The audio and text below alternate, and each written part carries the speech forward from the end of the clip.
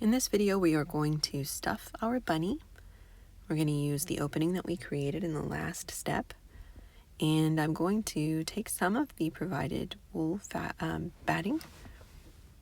And that stuffing is a little compressed.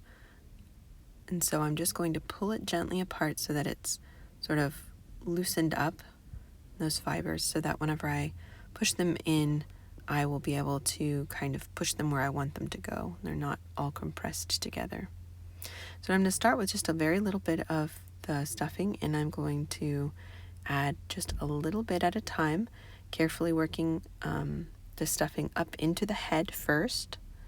You want to stuff the extremities first, so you'll do the head and the arms and the neck and kind of work your way out that little stuffing opening. So I want to push my my stuffing up into the head of the bunny, and I'm going to take this as an opportunity to shape the bunny's head. So you really need to push that stuffing into all the little corners and crevices of the bunny.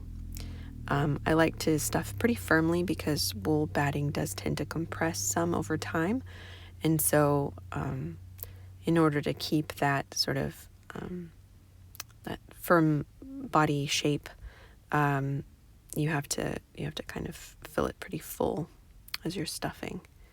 I'm going to use my pinky finger to get up in those little arms, and I will just work my way down to the opening, adding the fiber just a little at a time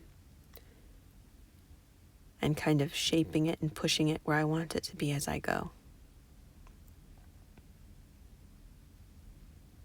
This is an important step.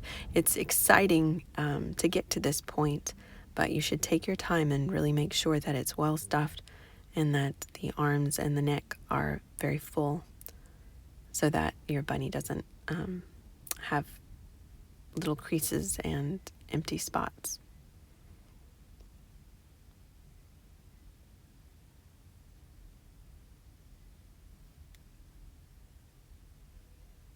I see there's a little bit of vegetable matter. That's from the sheep's life out on the ranch.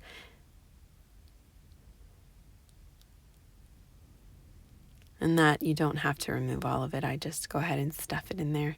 If I come across a big piece, I'll pull out the little bits of grass and hay that occasionally come into the batting and the stuffing. All right. I think I've got him just about full. That's about as full as I want him. Now I'm just going to kind of pull him around. You want to be careful with those hand-sewn whip stitches. So gently but firmly, kind of squish him around and make sure that he is stuffed the way you want him. And there you go.